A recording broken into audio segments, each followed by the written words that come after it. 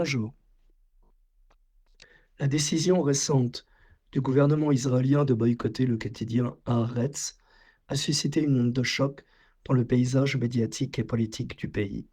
Ce boycott, qui interdit à toutes les institutions d'État d'entretenir des relations avec le journal, est justifié par le gouvernement comme une réponse à des articles jugés nuisibles, je cite, pour la légitimité d'Israël, notamment suite aux déclarations controversées de l'éditeur Amos Shoken lors d'une conférence à Londres.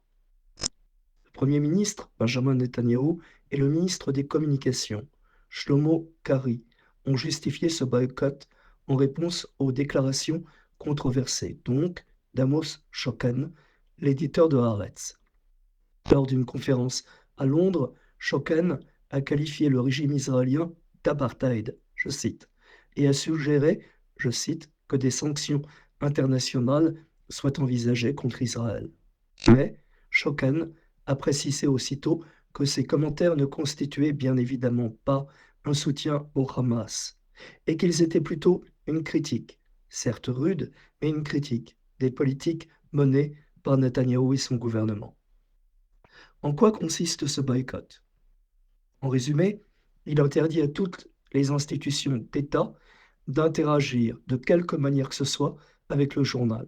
Et de facto, il soulève des questions cruciales concernant la liberté de la presse, la démocratie et le rôle des médias dans une société pluraliste. C'est ainsi que les analystes, les journalistes et les commentateurs dans divers médias israéliens et étrangers expriment leur inquiétude quant aux implications de ce boycott pour la liberté de la presse.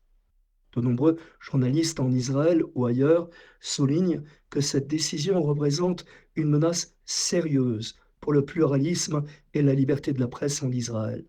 Selon eux, le climat devient de plus en plus hostile envers les voix qui expriment des critiques envers ce gouvernement et sa politique, ce qui pourrait avoir un effet dissuasif sur d'autres médias en Israël, parce qu'ils pourraient ainsi hésiter à publier des opinions divergentes.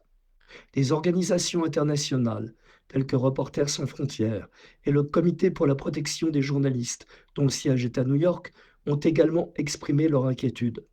Elles ont appelé à mettre fin aux sanctions contre Haaretz et ont souligné l'importance de la liberté de la presse. Le boycott du gouvernement israélien contre Haaretz met en lumière des tensions profondes au sein du pays concernant la liberté de la presse et le rôle critique des médias dans une démocratie. Alors qu'Israël fait face à des défis internes et externes complexes et graves, il est impératif, urgent, que les voix dissidentes continuent d'être librement entendues. La protection de la liberté d'expression est essentielle, non seulement pour garantir un débat public sain, mais aussi pour préserver les valeurs démocratiques fondamentales qui sous-tendent la société israélienne.